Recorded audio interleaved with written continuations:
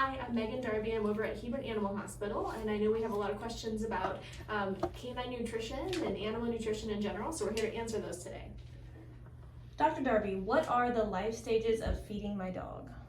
So the different life stages when you're feeding your dog are kind of what's on your food, and that's set by AAFCO.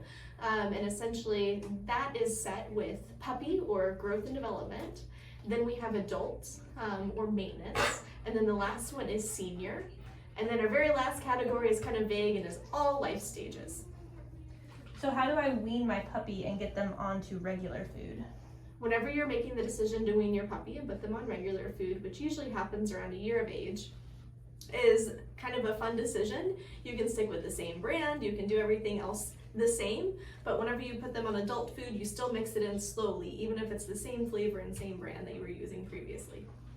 Should I feed my dog on a set schedule or free feed? You should definitely have your dog on a set schedule. Some dogs will only free feed, but in order to maintain health and know how much they're eating, it's best for them to be on a set schedule and to have an idea of how much they're eating and when they're eating. Other than a set schedule, how do I know if I'm feeding my dog too much? Usually you can look at your dog. So I always tell people the best way to tell what your dog weighs is to look at them and to feel them. You can do something by evaluating their body condition score. And this is something everybody can do at home. And there's plenty of resources and charts online, but you need to actually touch your dog, feel their ribs, feel their waist, and that'll let you know if you're overfeeding your pet. Dr. Darby, there are so many brands of dog food, but how do I know which one is best for my dog?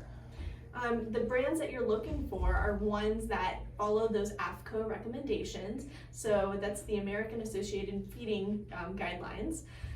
Those will let you know that they have kind of gone through rigorous testing. And you also look for brands that do good quality control. So someone who goes and makes sure that everything coming off of their production line is what it should be. And then the last thing is you want somebody who's working with an animal nutritionist to develop their plans and sometimes feeding them too. And when would my dog need a prescription diet?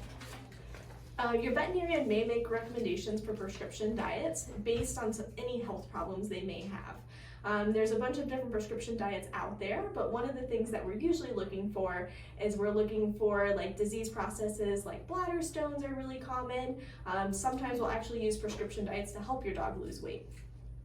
So at times my dog Tessa here will eat grass. Does that mean that she's missing something in her diet? Not always. Some dogs do like to just eat grass. Sometimes it can be a sign of nausea, but some dogs just eat grass on a daily basis. And then would human food make my dog overweight? A lot of times human food does make your pet overweight, mostly because of portion sizes, and that is not a balanced diet. Dog food is designed to be balanced, so that way your dog in every bite is getting all the mineral and nutrients they need.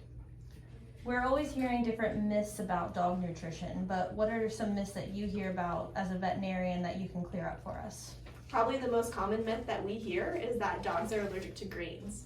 That's very, very rare. About 1% of dogs with food allergies have an allergy to grain. Usually it's the protein that's in the food. So grain-free doesn't have as much benefit. Some dogs do well on it. The vast majority don't need it. Do the ingredients of the treats that we buy matter when choosing a flavor or brand for Miss Tessa here? I usually do look at the ingredients and try to keep it similar to what your dog is already on, so that way they're not switching up proteins. And usually if we're trying a new treat out, I just want to make sure that it's not making them sick. So watching to make sure they don't have any stomach upset or diarrhea afterwards. Is dry, wet food, or a combination of both best for dogs? You can do whatever works best for your lifestyle. As long as a diet is well formulated, both are great for your pet. So it's just whatever works out best for you and your family. Thank you so much, Dr. Darby and Miss Tessa. If you have any questions regarding dog nutrition, give us a call. We want to help you put your dog on the path to a long and healthy life.